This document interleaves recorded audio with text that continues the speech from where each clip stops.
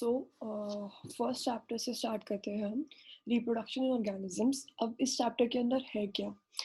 इसके अंदर रिप्रोडक्शन बताई गई है कितने टाइप्स की होती है, सेक्सुअल और सेक्सुअल, और उसके अंदर कितने प्रोसेसेस इन्वॉल्व होते हैं, एक पूरे ऑर्गेनिज्म बनने के लिए क्या क्या प्रोसेसेस होते हैं, एंड असेक्सुअल में क्या क्या आता है एंड सेक्सुअल में क्या क्या आता है। That's just a brief about the second and third chapter. तो फर्स्ट डेफिनेशन आती है, लाइफ स्पैन क्या है? The period from birth to the natural death of an organism represents its life span. मतलब एक ऑर्गेनिज्म जब बॉर्न होता है तब से लेके उसकी डेथ तक के एक पीरियड को हम कहते हैं लाइफ स्पैन। क्लियर? देन यहाँ पे एक लाइन दे रखी है, no individual is immortal except single celled organisms. मतलब कोई भी इंडिविजुअल ऐसा नहीं है जो नहीं मरता, सबकी डेथ होती है, लेकिन सिंगल सेल ऑर्गेनिजम्स ऐसे होते हैं जिनकी डेथ नहीं होती है। उसका क्या रीजन है? इसका एग्जांपल से समझाती हूँ मैं कि एक अमीबा, सबने सुन रखा है अमीबा क्या होता है। तो अमीबा में जो रिप्रोडक्शन होती है वो असेक्सुअल रिप्रोडक्शन होती है, और वो क्या होती है कि जो पेरेंट है, जो अमीबा है, वो डिवाइड कर जाता है और वो ही आगे डॉटर सेल्स में कन्वर्ट हो जाता है। तो मतलब उसका जो न्यूक्लियस है और वो जो सब कुछ है वो जिंदा है अभी भी, बस वो आगे उसके डॉटर सेल्स के अंदर चला गया। तो वो जो मेन पेरेंट था वो तो एक तरीके से लिविंग ही है ना अभी तक, क्योंकि उसी के थ्रू आगे डिवीजन हुई, उसी के थ्रू आगे वो बच्चे गए हैं, और सारा मटेरियल जो उसका था वो सारा बच्चों के अंदर है अभी भी, और वो चल रहा है एज इट इज। ठीक है? अब यहाँ पे फिल करने होता है, लाइक 1 मार्क का क्वेश्चन आ सकता है कि इनका लाइफ स्पैन बताओ। So just to be on the safe side, elephant का लाइफ स्पैन है 62 to 90 ईयर्स, रोज का है 5 to 7 ईयर्स, डॉग का है 20 to 30 years, butterfly 1 to 2 weeks, crow 15 years, banana tree 25 years, cow 20 to 25 years, parrot 140 years, crocodile 60 years, horse 20 to 25 years, fruit fly 2 weeks, rice plant 3 to 4 months, tortoise 100 to 150 years, and banyan trees 300 to 500 years. Okay, then coming on this page, reproduction की definition, reproduction के types. So reproduction is defined as a biological process in which an organism gives rise to young ones similar to itself. The offsprings grow, mature, and in turn produce new offsprings. So basically, एक reproduction एक simple biological process है जिससे एक organism नए organisms को produce करता है, और जो वो ऑफस्प्रिंग्स जो प्रोड्यूस होते हैं वो आगे जाके बड़े होते हैं, मेच्योर होते हैं, और वो भी आगे और न्यू ऑफस्प्रिंग्स को प्रोड्यूस करते हैं। अब रिप्रोडक्शन 2 टाइप्स की होती है, सेक्सुअल एंड असेक्सुअल। सेक्सुअल के अंदर क्या होता है कि हम लोग 2 पेरेंट्स इन्वॉल्व करवाते हैं, एक मेल एंड एक फीमेल। वो होता है सेक्सुअल रिप्रोडक्शन, जिसके अंदर दोनों के क्रोमोसोम्स लिए जाते हैं, सब कुछ प्रोसेस होता है एंड एक जायगोट फॉर्म होता है। लेकिन एसेक्सुअल के अंदर सिर्फ एक पेरेंट इन्वॉल्व होता है, और वो पेरेंट बहुत होता है, उस पेरेंट के थ्रू ही सारी रिप्रोडक्शन का प्रोसेस होता है, एंड और किसी चीज़ की ज़रूरत नहीं पड़ती। ठीक है? तो एक बार डेफिनेशन देख लेते हैं। When the offspring is produced by a single parent, with or without the involvement of gamete formation, the reproduction is asexual. But when the two parents, opposite sex, that is male and female, participate in this reproductive process and also involve fusion of male and female gametes, it is known as sexual reproduction. अब asexual reproduction के बारे में बात करते हैं। Asexual reproduction में सबसे पहला वर्ड यहाँ पे दे रखा है, क्लोन। क्लोन्स का क्या मतलब होता है? जो मॉर्फोलॉजिकली और जेनेटिकली आइडेंटिकल होते हैं, मतलब जो ऑफस्प्रिंग्स प्रोड्यूस हो रहे हैं, जो बिल्कुल एज इट इज दिखने वाले, फंक्शन सेम, सब कुछ सेम होता है, उनको हम कहते हैं क्लोन्स। क्लोन्स मतलब एक तरीके से कॉपीज, कॉपीज प्रोड्यूस होती है। ठीक है? देन यहाँ पे पिक्चर्स दे रखी है, ये है अमीबा। अमीबा का न्यूक्लियस है, न्यूक्लियस डिवाइड होता है, 2 डॉटर सेल्स बनते हैं, और ये रहे daughter cells. This is an example of amoeba that takes place in asexual reproduction. और होता क्या है प्रोसेस? Binary fission. इस प्रोसेस को फिजन कहते हैं। अब बाइनरी फिजन होता है और एक मल्टीपल फिजन होता है। मल्टीपल फिजन मतलब एक से बहुत ज्यादा बनना। यहाँ पे सिर्फ एक से, एक न्यूक्लियस से 2 डॉटर सेल्स बन रहे हैं, और मल्टीपल फिजन के अंदर एक ही उस ऑर्गेनिज्म से बहुत सारी चीजें बन जाती हैं। तो उसका एग्जाम्पल है प्लाज्मोडियम। प्लाज्मोडियम मलेरियल पैरासाइट होता है, तो वो जब अपने एग्स वगैरह देता है तो वो इकट्ठे ही बहुत सारे बन जाते हैं, ठीक है। Then there is budding. ये जो एग्जाम्पल है ये बडिंग का है। ये एक प्लांट है, ये मतलब एक यीस्ट एग्जाम्पल ले रहे हैं हम। ये यीस्ट के यहाँ पे ये ऊपर वाला जो एरिया है ये सर्कुलर सा एक बनता है, वहां से यीस्ट का सब कुछ डिवाइड होना स्टार्ट होता है और वो एक बर्ड ऊपर फॉर्म हो जाती है और वो बाद में थोड़े टाइम के बाद सेपरेट हो जाती है। इस प्रोसेस को हम कहते हैं बडिंग। ये सब कुछ यहाँ पे एक्सप्लेन करा हुआ है, binary fission and budding. Then आता है जूस्पोर्स और जूस्पोर्स एंड कोनिडिया, इन दोनों का डिफरेंस आता है। तो जूस्पोर्स क्या होते हैं? जूस्पोर्स मोटाइल होते हैं, मतलब वो चल सकते हैं, और कोनिडिया नॉन मोटाइल होते हैं, वो चल नहीं सकते।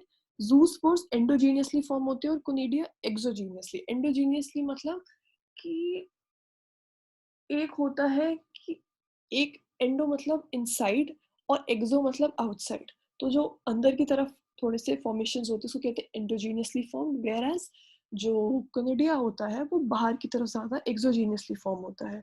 Example of conidia penicillium and example of zoospore chlamydomonas. ये रहे दोनों के डायग्राम्स, ए एंड बी। और ये यहाँ पे हाइड्रा का एग्जाम्पल है। बर्ड्स बर्ड्स फॉर्म हो रही है हाइड्रा के अंदर, बडिंग का प्रोसेस है। और यहाँ पे गैम्यूल्स एंड स्पॉन्ज है, ये भी असेक्सुअल रिप्रोडक्शन है। फिर इधर आ जाता है, ये हमने सब कुछ पढ़ा हुआ है, runners, rhizome, sucker, tuber, offset, bulbs. ये जो जितने भी वर्ड्स इन्होंने दे रखे हैं इन सबकी डेफिनेशन पूछ सकते हैं एनसीईआरटी से। इसमें चाहे इन्होंने डेफिनेशन दी नहीं है but they have given the word. तो बोर्ड्स के अंदर ज्यादातर वर्ड्स पे फोकस किया जाता है, अगर उन्होंने एनसीईआरटी में दे रखा है तो देयर इज अ चांस कि वो उसको पेपर के अंदर डाल सकते हैं। तो जस्ट बी क्लियर कि एक बार ये हमने 11th में करा हुआ है सारा कुछ, कि राइजोम क्या होता है, सकर क्या होता है, ट्यूबर, वो जो एक चैप्टर था उसके अंदर सारी डेफिनेशंस थी, उसमें एडवेंटिशियस रूट्स थे और वो सारे थे, उसमें ये वाला पार्ट है। और वेजिटेटिव रिप्रोडक्शन क्या होता है? वेजिटेटिव रिप्रोडक्शन बेसिकली होता है कि अब एक एग्जांपल ले लो, एंजियोस्पर्म्स में होता है वेजिटेटिव रिप्रोडक्शन, ठीक है। यहाँ पे पोटैटो है तो आइज बन जाती है पोटैटो की, और वो पोटैटो की आइज के थ्रू आगे रिप्रोडक्शन होती है, ठीक है। देन कमिंग टू, ओके, यहाँ पे एक प्लांट का नाम दे रखा है वाटर हायासिंथ। अब वाटर हायासिंथ बेसिकली क्या है? वाटर हायासिंथ एक प्लांट था, है अभी भी, एक्वेटिक प्लांट है। इसका नाम रख रखा है टेरर ऑफ बंगाल। ये जब एक जगह पे बढ़ना स्टार्ट हो जाता है तो इसको रोकना बहुत मुश्किल है। मतलब अगर ये एक जगह पे इसकी प्रोडक्शन स्टार्ट हो गई है किसी रीजन से, तो वो पूरी जगह फैलता जाएगा फैलता जाएगा। इसको टेरर ऑफ बंगाल क्यों कहते हैं? क्योंकि एक बार बंगाल में फैला हुआ है। और यहाँ पे क्या हुआ था कि ये जो अंडर वाटर फिशेस होती हैं और जो एनिमल्स होते हैं उनकी सारी ऑक्सीजन खींच लेता है, जिसकी वजह से वो मर जाते हैं। So therefore this was known as terror of Bengal. Then ये यहाँ पे इस वाले पैराग्राफ के अंदर और एग्जांपल्स दे रखे हैं कि वेजिटेटिव प्रोपेगेशन क्या होती है। नोड्स बन जाती हैं, लीव्स ऑफ ब्रायोफाइलम होता है, वो जो वेजिटेटिव प्रोपेग्यूल्स होते हैं उसके बारे में। अब सेक्सुअल रिप्रोडक्शन के बारे में बात करते हैं। सबसे पहले आपको डेफिनेशन देनी पड़ेगी, जैसे हमने थोड़ी देर पहले पढ़ी है। अब इसमें और क्या होगा, एक डेफिनेशंस और दे रखी है, जुवेनाइल फेज और वेजिटेटिव फेज। जुवेनाइल फेज का क्या मतलब होता है? a certain stage of growth and maturity in their life before they can reproduce sexually. That period of growth is known as juvenile phase. ये इधर डेफिनेशन दी हुई है, यहाँ से all organisms have to reach certain stage से यहाँ juvenile phase तक। तो इसका मतलब क्या हुआ कि रिप्रोडक्शन से पहले वाला जब एक चाइल्ड होता है, जब कोई भी ऑर्गेनिज्म, एक स्पेसिफिकली हम अगर अपने वर्ड्स में बोले तो हम उसको जब जब तक चाइल्ड कंसिडर कर रहे होते हैं उस फेज को हम कहते हैं जुवेनाइल फेज। और जैसे ही वो रिप्रोड्यूस करना स्टार्ट कर देता है उस फेज को हम कहते हैं वेजिटेटिव फेज। इसके अलग अलग ड्यूरेशंस होते हैं कि कितने टाइम से कितने टाइम तक एक प्लांट जुवेनाइल फेज में होता है और कितने टाइम तक वो वेजिटेटिव फेज में होता है। ये सिर्फ प्लांट्स के साथ नहीं, एनिमल्स के साथ भी होता है कि उनका भी जुवेनाइल फेज होता है। अब जैसे हमारे ह्यूमंस के अंदर होता है प्यूबर्टी हिट करने से पहले पहले का जो फेज होता है उसको हम चाइल्डहुड बताते हैं, तो it's just same. Juvenile phase is, you can just say it in your own words कि वो भी एक चाइल्डहुड होता है। फिर अब आ जाता है, एक यहाँ पे प्लांट का एग्जाम्पल दिया हुआ है, एक यहाँ पे क्वेश्चन भी दे रखा है, how long does it take for marigold rice margot plants to come to flower? In some plants where flowering occurs more than once, what would you call the interflowering period, juvenile or mature? See fruiting जो हो रही है वो fruiting dependent होती है temperature और photo period के ऊपर, तो हम उसको मैच्योर प्लांट कहेंगे। एंड इस पैराग्राफ के अंदर आ गया एक प्लांट का नाम दे रखा है स्ट्रॉबिलैंथस कुंथियाना नीला कुरांजी। ये एक ऐसा प्लांट है जो 12 साल के अंदर एक बार फ्लावर्स प्रोड्यूस करता है। ये भी वन वर्ड्स के अंदर क्वेश्चन आ सकता है कि name the plant which produces flowers once in 12 years. तो answer would be Strobilanthes kunthiana Neela Kurinji. Strobilanthes kunthiana उसका साइंटिफिक नेम है, नीला कुरांजी उसका कॉमन नेम है। और फिर आ जाता है, फिर यहाँ पे बैम्बूज के बारे में भी बात करी गई है इस पैराग्राफ के अंदर।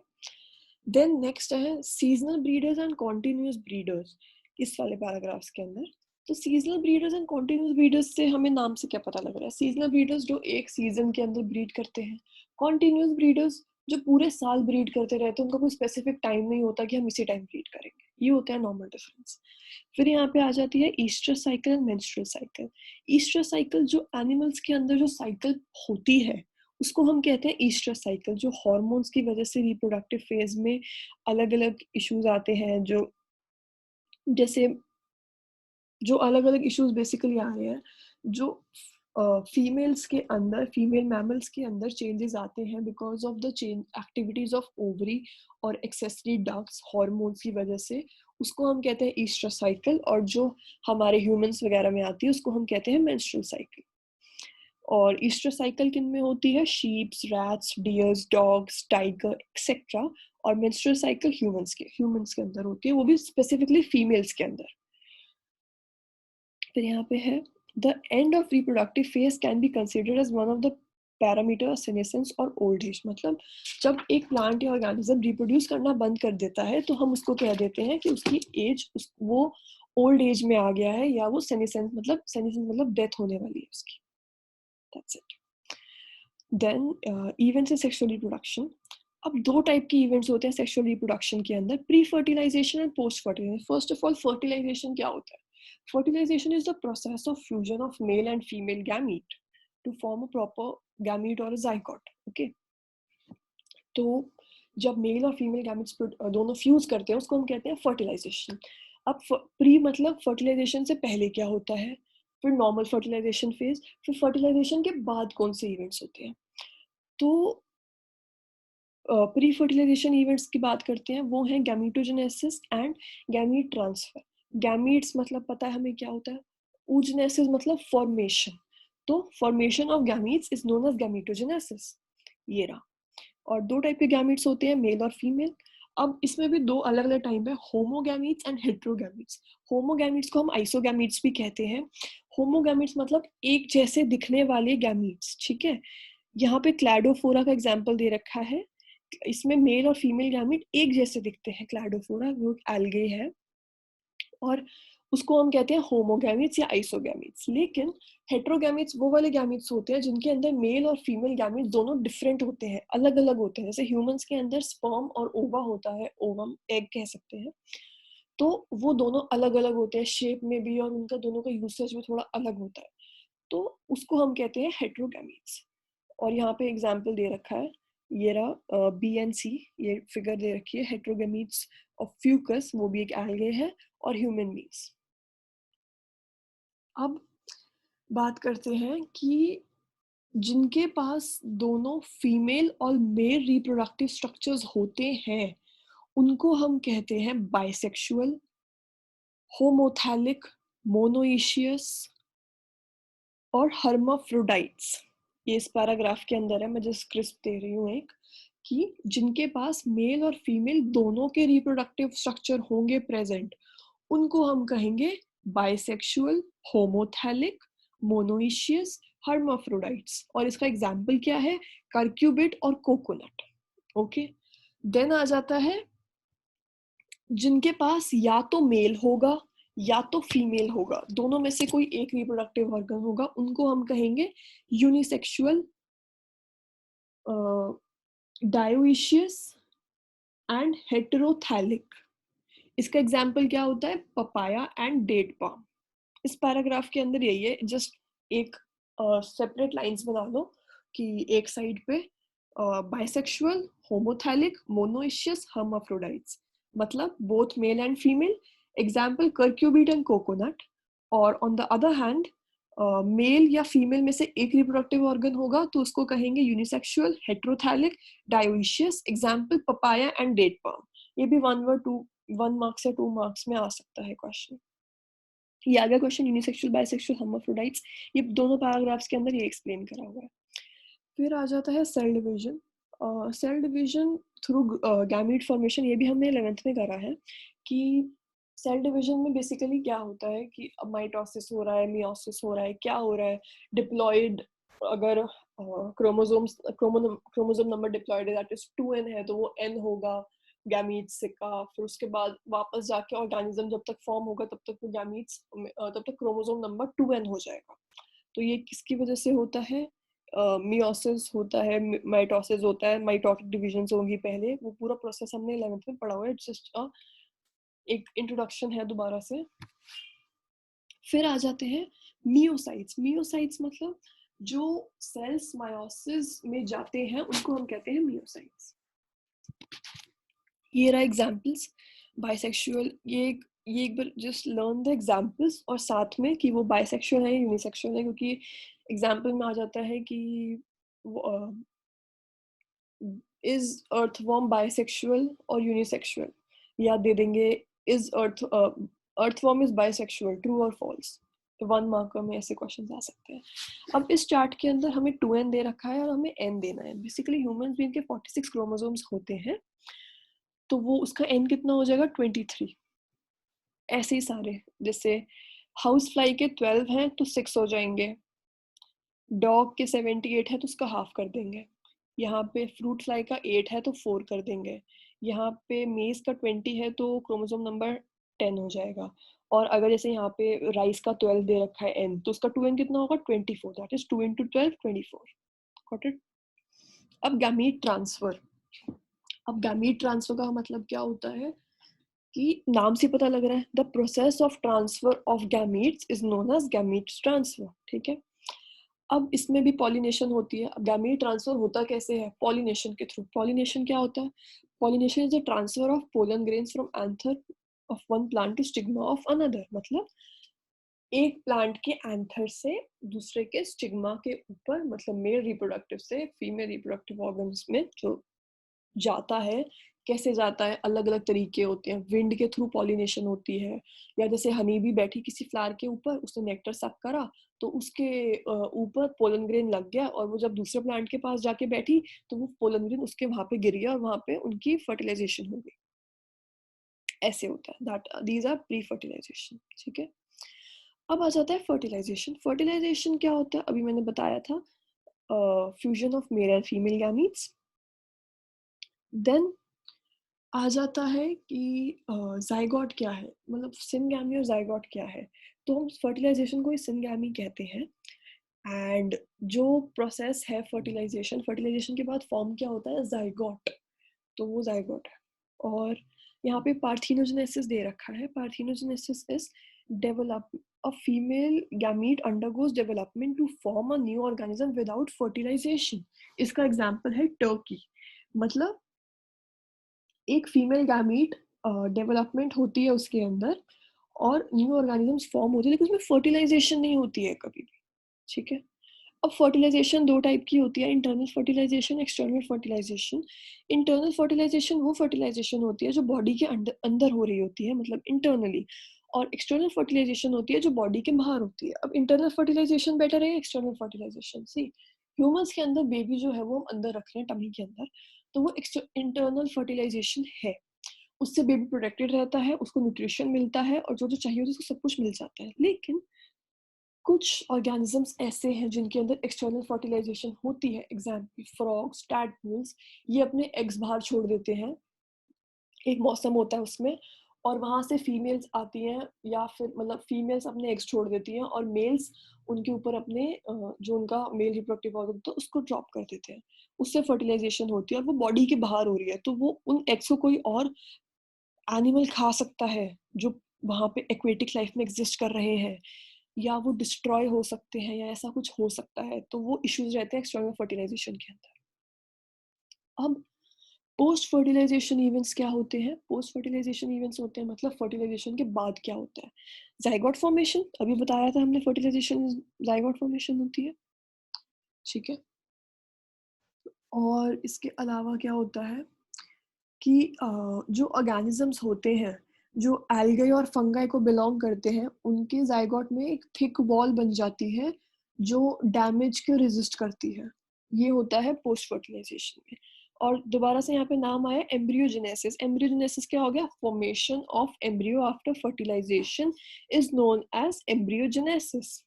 अब ये क्या होता है कि जाइगोट बहुत ज्यादा सेल डिवीजन माइटोसिस होता है उसके अंदर, और वो ज्यादा डिफरेंशिएट करता है जिससे फाइनली एम्ब्रियो फॉर्म होता है। अब ओविपेरस एंड विविपेरस का यहाँ पे नाम दे रखा है इन्होंने। तो basically oviparous are animals like reptiles and birds, the fertilized sorry हाँ, in oviparous animals like